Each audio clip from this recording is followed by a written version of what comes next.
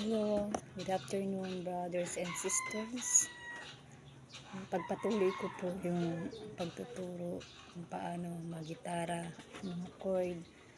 So yung unang video ko, tinuro ko ang G chord, pati E minor.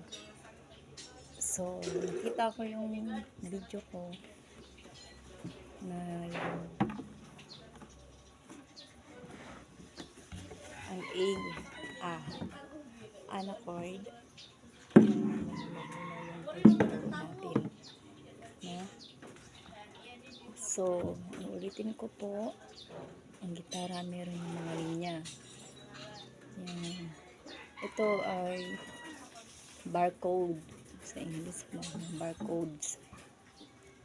1 barcode, 2, 3, 4 hanggang papunta dito sa dulo. So yung mga string, para mas madaling matuto, may mga number yan. 1, 2, 3, 4, 5, 6. So ang G na una ay 5, 6, 1. No? Ganyan. 5, 6, 1. Tapos yung E minor, 5, 4. Dalawa lang siya. 5, 4. Ang A naman,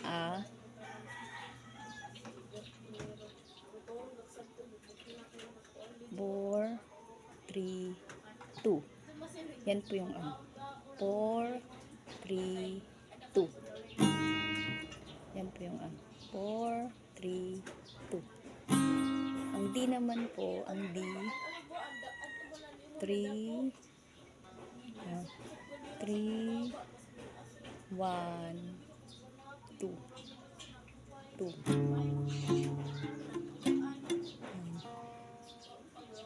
3, 1, 2. Iniwarami, no? So, para maano, yan.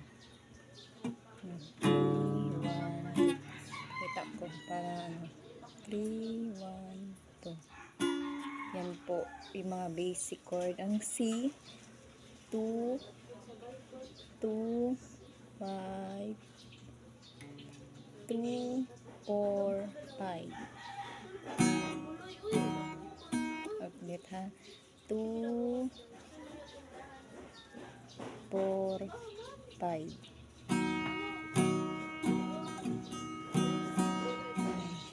Ang A minor naman, A saka M, 2, 4, 3. 2, 4, 3.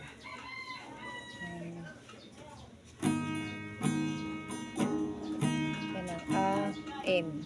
A minor. Iba yung E minor.